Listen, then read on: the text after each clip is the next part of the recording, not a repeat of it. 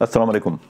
इस वीडियो में हम चंद एक मुहावरे और ज़रूरुल इम्साल इस्तेमाल करना सीखेंगे, क्योंकि इनकी मदद से आप अपने बोलने और लिखने के इम्तिहानात में आला से आला तरीन ग्रेड हासिल कर सकते हैं। हम ये ज़रूरुल इम्साल और मुहावरे इस्तेमाल करते हुए अपने मुस्तकबिल के मंसूबे बयान करना सीखेंगे। मुस्तकबिल के मंसूबे ज़रूरुल इम्साल के साथ।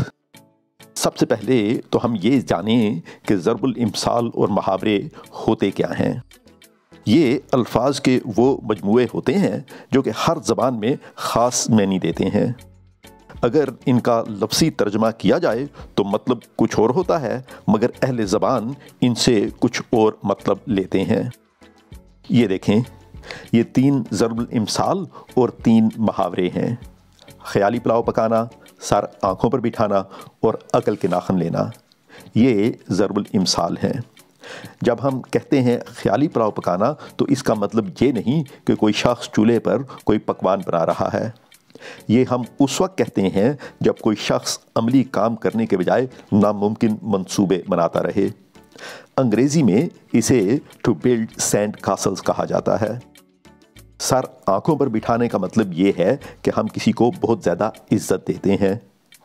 और अकल के नाखन लेने का हम उस वक्त कहते हैं कि जब कोई शख्स बेवकूफ़ी की बातें करता है और हम चाहते हैं कि वो अकल की बातें करना शुरू कर दे। ये ज़रूरुल इम्साल सियाक़ो सबाक़ के हिसाब से तब्दील होती हैं। अंग्रेज़ी में इन्हें प्रोवर्बियल फ्रेजेस कहा जाता है। और नीचे देखें, लकीर का फ़कीर, एक जान दो कालिब, कोल्हू का बैल, ये मुहावरे हैं। अंग्रेज़ी में इन्हें प्रोवर्ब्स कहा जाता है। इन्हें इस्तेमाल करते हुए तब्दील नहीं किया जाता। लकीर का फ़कीर उस शख्स को कहते हैं जो अपना दिमाग इस्तेमाल करने के बजाय दूसरों की नकल करता रहता हो। जब 2 अशख़ास एक दूसरे के बहुत करीब हों तो उन्हें हम एक जान दो कालिब कहते हैं। और कोल्हू का बैल उस शख्स को कहते हैं जो बग़ैर समझ बूझ के मसलसल दिन रात मेहनत में लगा रहे। तो चलें अब इनका इस्तेमाल सीखते हैं।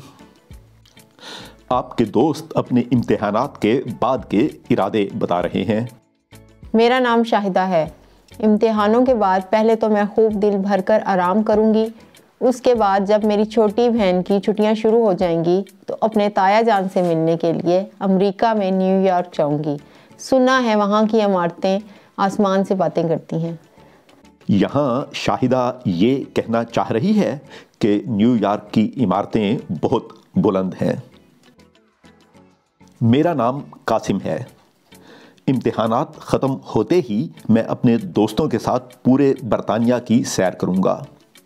ये मत समझें कि मैं सिर्फ ख़याली पुलाव पका रहा हूँ। हमने सारी तैयारियां मुकम्मल कर रखी हैं। हम ना सिर्फ दूर दराज के इलाकों के मकामी लोगों से मिलेंगे, बल्कि वहाँ के कुदरती मनाज़र से लुत्फ़ अंदोज़ होने के अलावा गाँव की ज़िंदगी का मुशाहिदा भी करेंगे।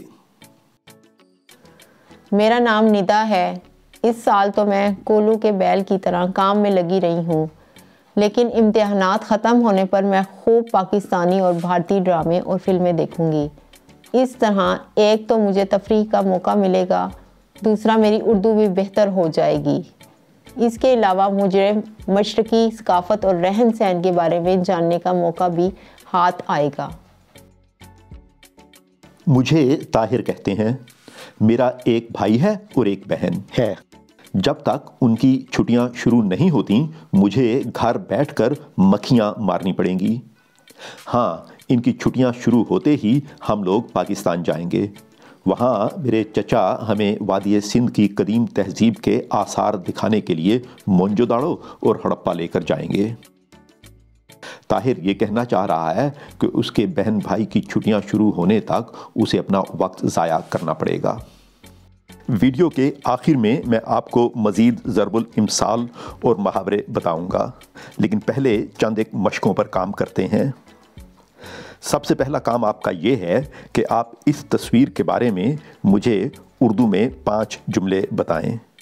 जब भी आप जुमले बता रहे हों तो फॉर्म्स इस्तेमाल करें। आप ये कह सकते हैं, इस तस्वीर में एक औरत नज़र आ रही है। یہ بیٹھی اپنی سہیلی کا انتظار کر رہی ہے۔ جس سڑک پر یہ بیٹھی ہے یہ شیطان کی آنت کی طرح لمبی ہے۔ لگتا ہے کہ یہ بہت اداس ہے کیونکہ اس کی سہیلی ابھی تک یہاں نہیں آئی۔ ایسا محسوس ہوتا ہے کہ یہ تصویر سردیوں کے موسم میں لی گئی ہے۔ آپ کا دوسرا کام یہ ہے کہ آپ نے اپنے مستقبل کے منصوبوں کے بارے میں اردو میں ایک عبارت لکھنی ہے۔ اپنی عبارت میں چند ایک محاورے اور ضرب الامثال ضرور استعمال کریں۔ مثال کے طور پر آپ یہ کہہ سکتے ہیں، کالج کے امتحانات کے بعد میں خون پسینہ ایک کر کے اتنے پیسے جمع کروں گا کہ یونیورسٹی جانے سے پہلے دنیا بھر کی سیر کر سکوں۔ چلیں اب چند ایک مزید محاورے سیکھتے ہیں۔ ان میں سے بعض کا مطلب تو بالکل آسان ہے اور خود بخود سمجھ آ جاتا ہے، لیکن جو مشکل ہیں ان کا مطلب میں آپ کو سمجھانے کی کوشش کروں گا۔ خربوزے کو دیکھ کر خربوزہ رنگ پکڑتا ہے، سر منڈاتے ہی اولے پڑے۔ سانپ کا کاٹا رسی سے ڈرتا ہے، کوئلوں کی دلالی میں منہ کالا۔ کوا چلا ہنس کی چال، اپنی چال بھی بھول گیا۔ اس محاورے کے پیچھے جو کہانی ہے اس کا آپ اندازہ خود لگا سکتے ہیں، لیکن اگلا جو محاورہ ہے سیکھ نہ دیجے باندرا، اس کی کہانی دلچسپ ہے، وہ میں آپ کو سناتا ہوں۔ ایک مرتبہ کا ذکر ہے کہ ایک درخت پہ ایک بندر اور چند ایک بیے رہتے تھے۔ بیا ایک چھوٹا سا پرندہ ہوتا ہے جو بہت خوبصورت گھونسلہ بناتا ہے۔ ایک بار برسات کے موسم میں بہت زبردست بارش ہوئی۔ سارے بیے مزے سے اپنے اپنے گھونسلوں میں بیٹھے تھے، جبکہ بندر باہر بارش میں بھیگ رہا تھا۔ ایک بیے کو اس پہ ترس آیا اور اس نے کہا، بندر بھائی، اگر آپ نے اپنے لیے گھر بنایا ہوتا تو آج یوں بارش میں گیلے نہ ہو رہے ہوتے۔ بندر کو اس بات پہ سخت غصہ آیا اور اس نے اس بیے کا گھر توڑ ڈالا۔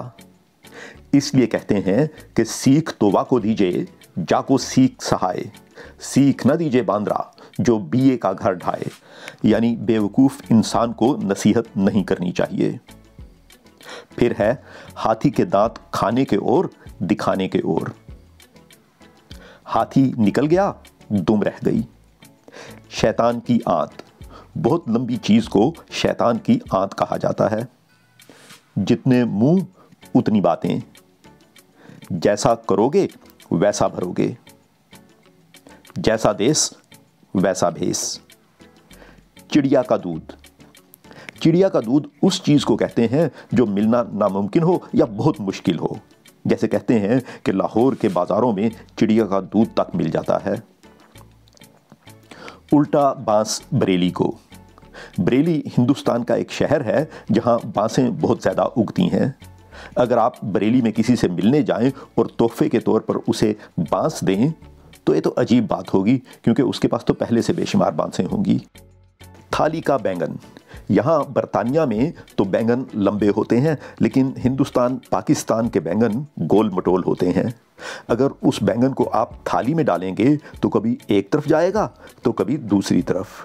تو ایسا شخص جو اپنی وفاداریاں تبدیل کرتا رہتا ہو اسے لوٹا یا تھالی کا بینگن کہتے ہیں۔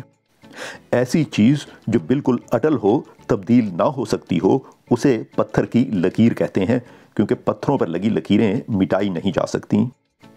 طوطا چشم، چشم فارسی میں آنکھ کو کہتے ہیں، تو وہ شخص جو طوطے کی طرح آپ سے آنکھیں پھیر لے اسے طوطا چشم کہا جاتا ہے۔ خالہ جی کا گھر، آپ کی خالہ آپ سے پیار کرتی ہے، اس کے گھر میں آپ کو آرام ملتا ہے، سکون ملتا ہے۔ تو جو چیز بہت مشکل ہو ہم کہتے ہیں بھئی یہ کام خالہ جی کا گھر نہیں۔ بائیں ہاتھ کا کھیل، عام طور پہ لوگ اپنے دائیں ہاتھ سے کام کرتے ہیں، بائیں ہاتھ سے کوئی کام کرنا مشکل ہوتا ہے۔ تو جو چیز آپ کے لیے بہت آسان ہو آپ کہتے ہیں یہ تو میرے بائیں ہاتھ کا کھیل ہے۔ اگر آپ کو ان میں سے کوئی محاورہ مشکل لگے یا آپ نے کہیں بھی کوئی محاورہ سنا ہو اور آپ کو اس کا مطلب نہ آتا ہو تو نیچے کمنٹ سیکشن میں ضرور لکھیں تاکہ میں یا کوئی اور شخص آپ کی مدد کر سکے۔ فی الحال میں آپ سے اجازت چاہتا ہوں۔ اللہ حافظ۔